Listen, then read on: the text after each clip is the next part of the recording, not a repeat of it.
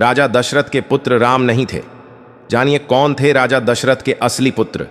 दर्शक बंधु जिसे आप राम कहते हैं, क्या वह वाकई दशरथ के पुत्र थे?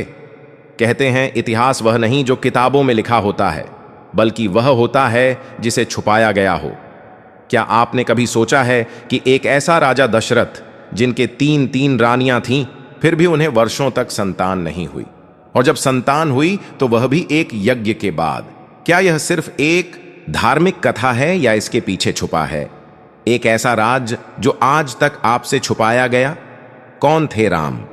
क्या वाकई वह दशरथ के जैविक पुत्र थे या यह कोई बहुत बड़ा षड्यंत्र था राजमहल के भीतर का? आज हम खोलने जा रहे हैं वह पन्ना जो शायद ही किसी ने आज तक आपकी आंखों के सामने खोला हो। एक ऐसी सच्चाई जो रामायण को एक अलग ही दृष्टिकोण से देखने पर मजबूर कर देगी। तो ध्यान से सुनिए, क्योंकि अब शुरू होती है रामायण की वास्तविक कथा। दर्शक बंधु साथी, पहले हम एक कथा के माध्यम से राम जी की उन 3 सीख को भी जानेंगे जो एक मनुष्य अपने जीवन में उतार ले तो कभी दुखी नहीं रहेगा। तो चलिए कथा को आरंभ करते हैं।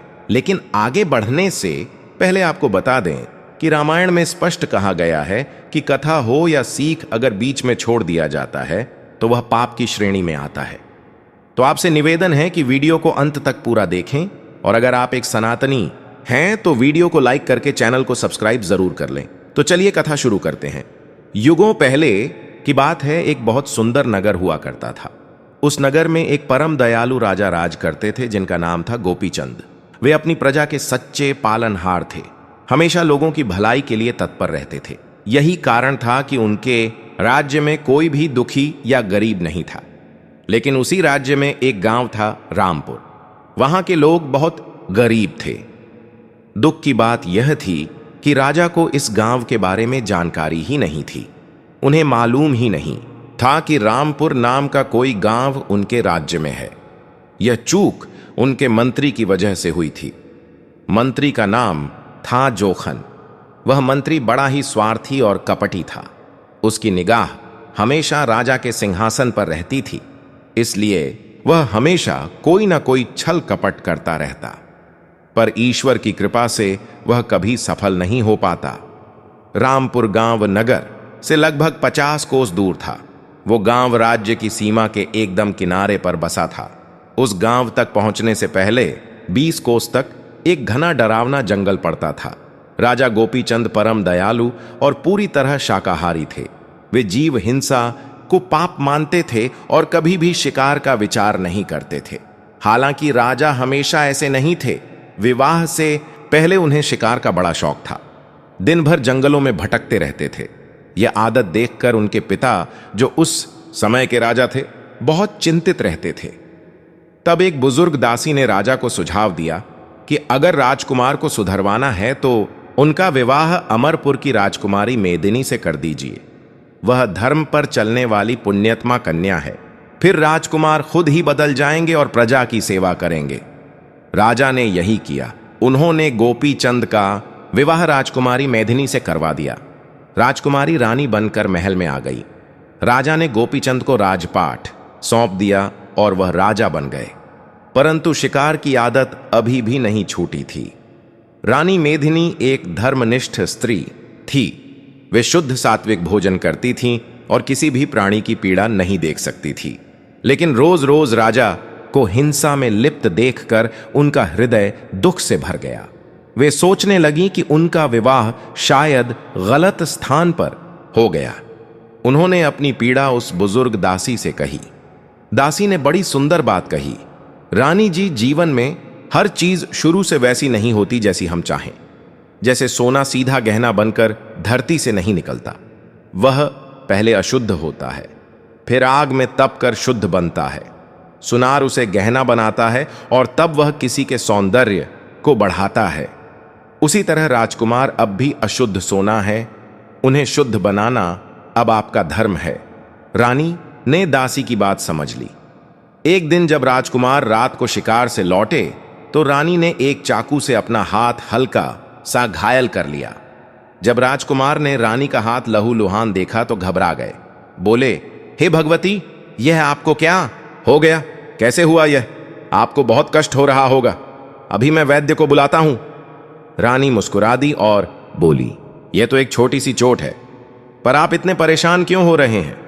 आप तो हर रोज इससे भी अधिक खून बहते देखते हो, निरीह प्राणियों को तड़प तड़प कर मरते देखते हो। तब तो आप वैद्य को नहीं बुलाते, फिर आज मेरे लिए क्यों वैद्य की जरूरत पड़ गई? राजकुमार बोले, रानी आप मेरी पत्नी हैं, आपको कुछ हो गया तो मेरा क्या होगा? रानी बोली, कुछ नहीं होगा, फिर से एक नई रानी मिल जाएगी। मुझे लेकर इतनी चिंता क्यों कर रहे हो? राजकुमार बोले, नहीं रानी, मैं आपसे बहुत प्रेम करता हूं, मैं किसी और स्त्री के बारे में सोच भी नहीं सकता। रानी ने गंभीर होकर कहा, आप झूठ बोल रहे हैं।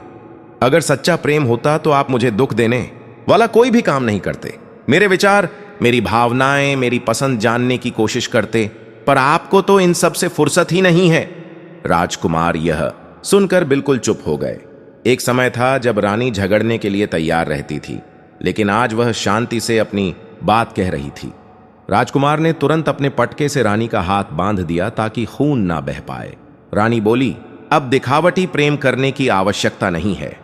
राजकुमार ने बड़े भावुक स्वर में कहा, रानी, यह प्रेम दिखावटी नहीं है। मैं आपसे सच्चा प्रेम करता हूं। यदि आपको मेरी शिकार की आदत पसंद नहीं है तो मैं आज से ही वचन देता हूं कि जीवन में कभी भी शिकार नहीं करूंगा, कभी मांसाहार नहीं करूंगा। मैं ऐसा कोई कार्य नहीं करूंगा जिससे आपको कोई भी कष्ट पहुंचे। रानी को यही सुनना था। वह शांत भाव से राजा से बोली, आप पहले खुद को बदलने का प्रयास कीजिए, फिर मेरे पास आइए। अभी आप कृपा करके यहां से चले जाइए, मुझे मेरे हाल पर छोड़ दीजिए। राजा ने बड़े विनम्र भाव से कहा, रानी, आप मेरी पत्नी हैं। मैं अपनी गलती को आपके सामने स्वीकार कर चुका हूं। मैं अब अपने जीवन में सुधार लाने का वचन दे चुका हूं। मैं सच में बदल गया हूं। अगर आपको यह बातें पसंद नहीं थी तो आप पहले ही बता देती। अब आप 1 महीने बाद कह रही हैं। मैं दुखी हूं कि मेरे कारण आपको 1 महीने तक कष्ट सहना पड़ा, लेकिन अब आगे आपकी ही इच्छा मानी जाएगी। रानी ने मधुर स्वर में कहा, मैं यह नहीं चाहती कि मैं आपके राज्य पर हुकूमत चलाऊं। मुझे सिर्फ आपसे मतलब है, आपके राज्यपाट से नहीं। राजकाज के किसी भी काम में मैं कोई सलाह नहीं दूंगी, ताकि कोई यह ना कहे कि राजा सिर्फ रानी की बात मानता है। उसके बाद से राजा बिल्कुल बदल गए। अब वे एक राजकुमार और एक राजकुमारी के पिता भी बन चुके थे, जो अब समझदार हो चुके थे, मगर उन्होंने रानी को दिए वचनों को कभी नहीं तोड़ा। वे पूरी तरह शुद्ध शाकाहारी बन चुके थे।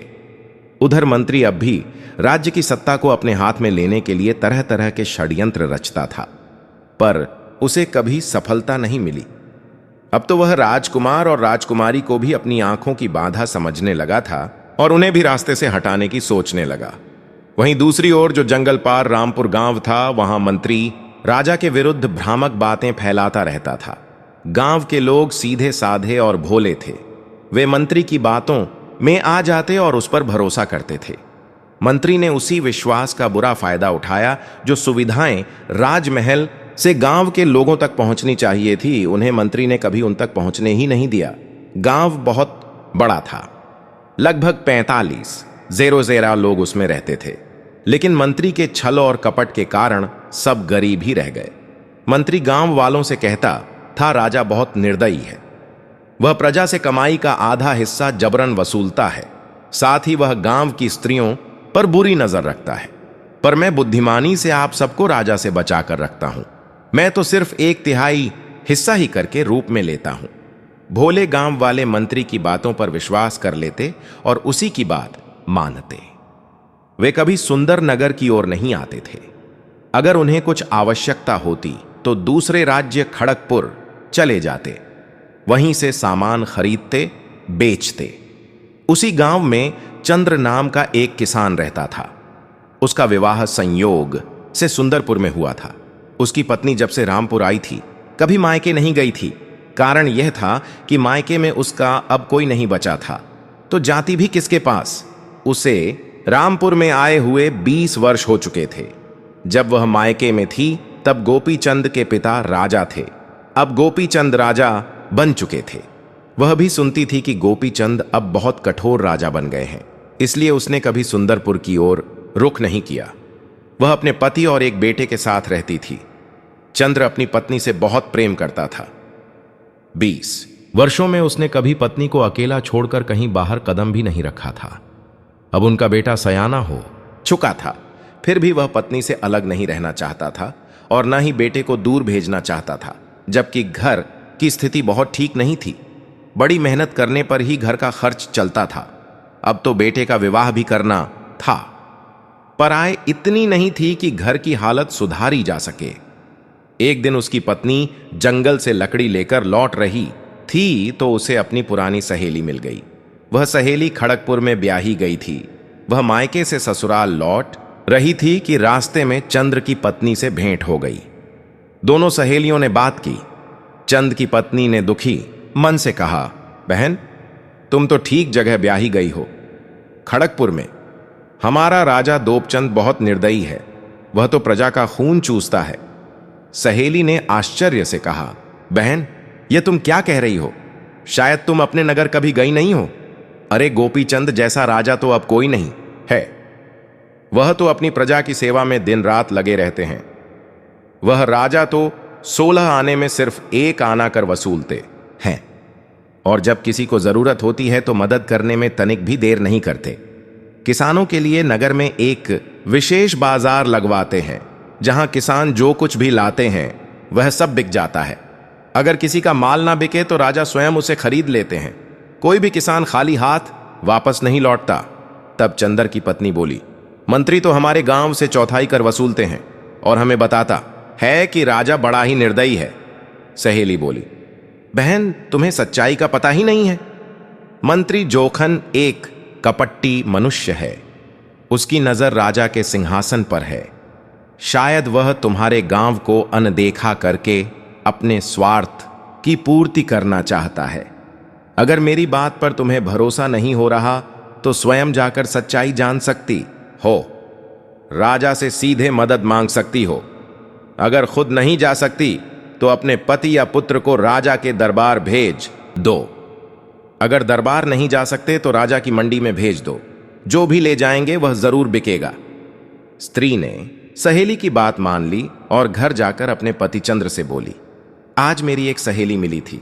वह नगर का हालचाल बता रही थी। हम जितना राजा को कठोर समझते हैं, वास्तव में वह उतने नहीं हैं, बल्कि वे बड़े ही दयालु और धर्मात्मा राजा हैं। यहां तो मंत्री अपने स्वार्थ के लिए लोगों से मनमाने कर वसूल रहा है। चंद्र ने कहा, भाग्यवान, ये तुम क्या कह रही हो? मंत्री तो बस चौथाई कर लेता है, जबकि राजा आधा कर वसूलते हैं। पत्नी बोली, नहीं, राजा तो 16 आने में बस 1 आना ही कर लेते हैं। चंद्र ने कहा, भाग्यवान, तुम भी ना सुनी सुनाई बातों पर भरोसा कर लेती हो। अरे, इतना कम कर कोई लेता है क्या? पत्नी बोली, आप मेरी बात पर भरोसा नहीं कर पा रहे तो एक काम कीजिए। नगर में राजा जो बाजार लगवाते हैं उसमें जितना भी सामान होता है सब बिक जाता है, और अगर नहीं भी बिके तो राजा स्वयं खरीद लेते हैं। आप भी कुछ सामान लेकर मंडी जाओ। चंद्र ने कहा, भाग्यवान, तुम जानती हो ना, मैं तुम्हें छोड़कर कहीं नहीं जा सकता। पत्नी बोली, कुछ तो शर्म करो। घर में बेटा सयाना हो गया है, पर आप अब भी अपनी आदत नहीं बदल रहे। मैं कहीं भाग थोड़े ही रही हूं कि मेरी रखवाली करनी है। आप थोड़े दिन के लिए जा रहे हो। आपके जाने के बाद बेटा मेरे साथ रहेगा। हम माँ बेटा घर देख लेंगे, और आप कोई सदा के लिए थोड़ी ना जा रहे हो। अब तो सुना है कि जंगल के पार से नगर के लिए तांगा भी चलने लगा है। आप जल्दी लौट आओगे, बस 3 दिन की बात है। चंद्र बोला, भाग्यवान, मैं तो आपसे 3 घंटे दूर नहीं रह सकता, और आप कह रही हो कि 3 दिन दूर रहूं। यह मुझसे नहीं होगा। पत्नी बोली, तो ठीक है, फिर मैं ही चली जाती हूं। चंद्र घबरा गया, नहीं नहीं, आप भी नहीं जा सकती।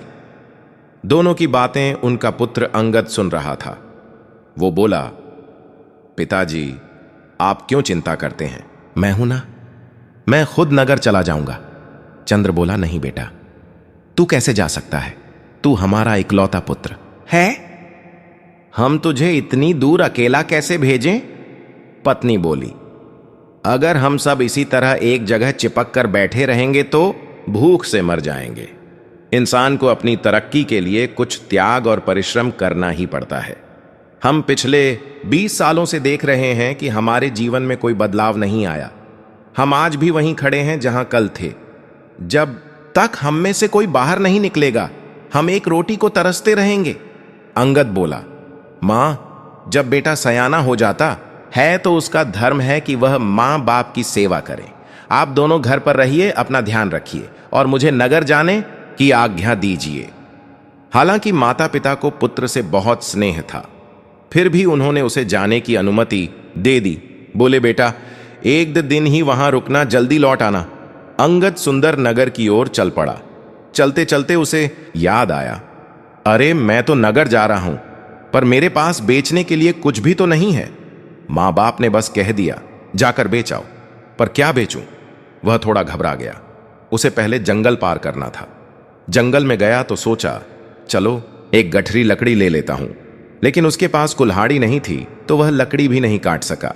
फिर सोचा, कुछ फल ही तोड़ लूं, पर उसके पास फल रखने के लिए कोई टोकरी भी नहीं थी, इसीलिए वह खाली हाथ ही आगे बढ़ चला। आगे चलते हुए अंगद ने देखा कि एक तोता घायल अवस्था में जमीन पर पड़ा हुआ है और एक बांझ पक्षी उसे खाने की फिराक में है। यह दृश्य देखकर अंगद का हृदय करुणा से भर गया। उसने एक छोटा पत्थर उठाया और बांझ को भगाने के लिए उसकी ओर फेंका। बांझ उड़कर दूसरी जगह चला गया। तब अंगद उस घायल तोते के पास गया और सोचा, इसे साथ लेकर चलता हूं और उपचार भी कर दूंगा। अंगद को कुछ औषधियों का ज्ञान था। उसने उन औषधियों को तोते के घाव पर लगाया। जैसे ही औषधि लगाई, चमत्कार हो गया। तोते के सारे घाव भर गए। अंगद आश्चर्यचकित रह गया। वह सोचने लगा, यह कैसे हो गया? घाव तो भरने में हफ्तों लगते हैं, ऐसा तो कभी नहीं देखा। यह कोई सामान्य पक्षी नहीं लगता। उसे संदेह हुआ कि यह कोई मायावी जीव है। उसने सोचा, इसे साथ ले जाना ठीक नहीं, यहीं छोड़ देता हूं। तभी तोता बोल पड़ा, भाई साहब, आप बहुत उलझन में लग रहे हो, क्या बात है? अंगद सुनकर चौंक गया। अब उसे पूरा यकीन हो गया कि यह कोई मायावी प्राणी है। उसने कहा, तुम तो आदमी की तरह बात कर रहे हो, लगता है कोई राक्षस हो। तोता बोला, नहीं भाई, मैं कोई राक्षस नहीं हूं, मैं एक साधु महात्मा का तोता हूं, इसलिए मुझे मनुष्यों की भाषा बोलनी आ गई है। आपने मुझ पर दया की, मेरी सेवा की, मुझे उस दुष्ट बांझ से बचाया। मैं कृतज्ञ हूं। सोच रहा हूं आपको किस तरह धन्यवाद दूं। अंगद बोला, बस मेरे पीछे मत आओ, यही बहुत है। तोता मुस्कुराकर बोला, अरे भाई, आप तो बड़े डरपोक निकले। मैं कोई अनर्थ नहीं करूंगा, बल्कि मैं आपके बहुत काम आ सकता हूं। आप राजा की मंडी जा रहे हो, यह मैं जानता हूं, लेकिन बताओ, वहां बेचोगे क्या? आपके पास तो कुछ भी नहीं है, इसलिए मुझे साथ ले चलो और मंडी में बेच देना। हां, एक बात का ध्यान रखना। तोता बोला, मुझे यूं ही सस्ते में मत बेचना, मेरी कीमत है 1000 स्वर्ण मुद्राएं। अंगद ने हैरानी से पूछा, आपको कैसे पता कि मैं मंडी जा रहा हूं, और फिर आपको भला कोई 1000 स्वर्ण मुद्रा में क्यों खरीदेगा? तोता बोला, मैं पहले ही बता चुका हूं कि मैं साधु का तोता हूं। मैं जानता हूं कि राजा खुद मुझे खरीदेगा। मेरी विशेषता देखकर मैं भविष्यवाणी कर सकता हूं, और राजा के लिए यही मेरी सबसे बड़ी योग्यता होगी। आप चिंता ना करें, मुझे साथ ले चलिए और राजा की मंडी में बेच दीजिए। अंगद बोला, आप खुद बिकना क्यों चाहते हो? तोता बोला, क्योंकि किसी भी प्राणी को किसी का ऋणी नहीं रहना चाहिए। आपने मेरी जान बचाई, मुझ पर उपकार किया, अब मुझे अपने कर्ज से मुक्त होना है, इसलिए मेरा बिकना जरूरी है। अंगद ने तोते की बात को प्रभु की इच्छा समझकर मान लिया और उसे साथ लेकर सुंदर नगर की ओर चल पड़ा। नगर पहुंचा तो वहां बहुत सुंदर और सजीव बाजार लगा हुआ था। लोग बड़ी प्रसन्नता से सस्ता सामान खरीद रहे थे और किसान भी अपने उत्पाद खुशी खुशी बेच रहे थे। अंगद भी एक कोने में बैठ गया और पुकारने लगा, तोता ले लो, बोलने वाला। तोता लोग रुकते देखते, फिर पूछते, भाई कितने का है तोता? अंगद बोला, 1.25 स्वर्ण मुद्राएं। दाम सुनते ही लोग हंस पड़ते। अरे भाई, तू पागल हो गया है क्या? भला कोई तोता 1000 स्वर्ण में बिकता? है तोते तो दर्जनों के हिसाब से 2-4 आने में मिलते हैं। कोई समझा, कोई चुपचाप चला आ गया। पूरा दिन बीत गया, अंगद बैठा ही रह गया। किसी ने भी तोता नहीं खरीदा। दिन ढल गया, बाजार खाली हो गया। अब वहां सिर्फ बाजार का रक्षक और अंगद ही बचे थे। अंगद उदास होकर बोला, लोग कहते थे कि इस बाजार में सब बिक जाता है, पर मुझे तो कुछ भी नहीं बिका।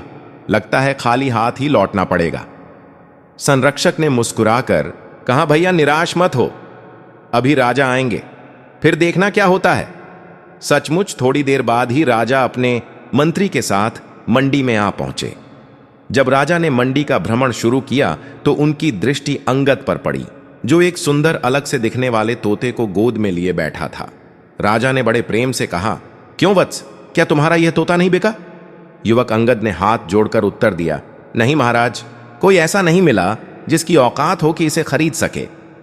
राजा मुस्कुराए, तो बताओ इस तोते की तुमने क्या कीमत रखी है? अंगद ने सहज भाव से कहा, महाराज इसकी कीमत तो बस 1000 स्वर्ण मुद्राएं रखी हैं। राजा बोले, सिर्फ 1000? तो मतलब इसकी असली कीमत तो इससे भी कहीं ज्यादा है। अंगद ने आदर से कहा, महाराज सच कहूं तो इस तोते की कीमत अनमोल है, यह तो बस एक संख्या है। तभी मंत्री जोखन बीच में बोला, महाराज यह युवक पागल लगता है। एक कमजोर सा तोता और इसकी कीमत 1000 स्वर्ण मुद्रा। भला कोई भी तोता 2-4 स्वर्ण मुद्रा से अधिक का नहीं होता। यह बालक आपको मूर्ख बना रहा है, इसे बंदी गृह में डलवा दीजिए। उसी समय रानी जी भी साथ में बाजार देखने आई थी। उन्होंने मंत्री की कटुवाणी सुनी तो उनका हृदय जल उठा। उन्होंने गंभीरता से कहा, मंत्री जी किसी भी वस्तु की सही कीमत लगाना आसान नहीं होता। यह उपयोग करने वाले की पसंद पर निर्भर करता है। अगर किसी को यह तोता पसंद नहीं आता तो 1 कौड़ी भी ज्यादा लगेगी, लेकिन जिसे यह प्रिय लगे उसके लिए 1000 स्वर्ण मुद्रा भी कुछ नहीं। और मुझे यह तोता प्रिय है। रानी ने प्रेम पूर्वक युवक से वह तोता 1000 स्वर्ण मुद्रा में खरीद लिया। तब तोता अंगद से बोला, वत्स अब तुम अपने घर लौट जाओ, पर ध्यान रहे तुम्हारी कथा यहीं पूरी नहीं हुई है। एक दिन फिर तुम्हारी आवश्यकता पड़ेगी और उस दिन तुम और भी बड़े लाभ में रहोगे। अंगद ने प्रभु का नाम लेकर तोते को रानी को सौंपा और दूसरे दिन तांगा किराए पर लेकर अपने गांव लौट गया। जब उसके माता पिता को यह हुआ कि उनका पुत्र राजा की मंडी में एक बोलने वाला तोता 1000 स्वर्ण मुद्रा में बेच आया है, तो वे अत्यंत प्रसन्न हुए। बोले, हमारा बेटा तो बड़ा सयाना निकला, जो काम हम जीवन भर ना कर सके वह इसने कर दिखाया। इधर रानी महल में तोते को बड़े स्नेह से रखने लगी। मंत्री की निगाह अब उस तोते पर भी लग गई। वह सोचने लगा, आखिर इस तोते में ऐसा क्या है जो रानी ने बिना सोचे समझे इतना बड़ा मूल्य दे दिया? रानी तो राजा से भी चतुर है। अच्छा हुआ कि राजा सिर्फ मेरी बात मानते हैं, रानी से कभी सलाह नहीं लेते, नहीं तो मैं अब तक पकड़ा जा चुका होता। उधर अब राजकुमार बड़ा हो चुका था और अपने राज्य की सीमाओं को देखना चाहता था। वह राज्य के उत्तर दिशा के घने जंगल को भी देखना चाहता था, जहां अक्सर मंत्री जाया करता था। उस वन में एक गहरा पोखर था और मंत्री कभी कभी वहां 1 सप्ताह तक भी रुक जाता था, लेकिन किसी को यह पता नहीं चलता था कि वह वहां क्या करता है। कुछ दरबारी मंत्री की गतिविधियों पर नजर रखते थे। उन्हें शंका थी कि मंत्री कुछ अनहोनी योजना बना रहा है, परंतु वे राजा से शिकायत नहीं कर सकते थे क्योंकि मंत्री राजा का बहुत प्रिय था। शिकायत करना अपने जीवन को संकट में डालने जैसा था। रानी की एक विश्वसनीय दासी भी मंत्री की निगरानी कर रही थी, परंतु उसे भी अब तक कुछ असामान्य नहीं दिखा था, इसलिए वह भी चुप रही। एक दिन राजकुमार ने अपने पिता राजा से निवेदन किया, पिताजी कृपा करके मुझे राज्य की सीमाएं दिखाइए। मैं जानना चाहता हूं कि हमारा राज्य कहां तक फैला है। राजा ने स्नेहपूर्वक कहा, पुत्र, मैं पिछले 20 वर्षों से महल से बाहर नहीं गया हूं। मैंने रानी को वचन दिया था कि बिना अत्यंत आवश्यक कार्य के महल से बाहर नहीं जाऊंगा, तभी से महल में ही रहता हूं। राज्य का सारा कार्यभार हमारे मंत्री जोखन जी देखते हैं। वह मेरे छोटे भाई समान हैं। मैं उन पर इतना विश्वास करता हूं कि शायद अपने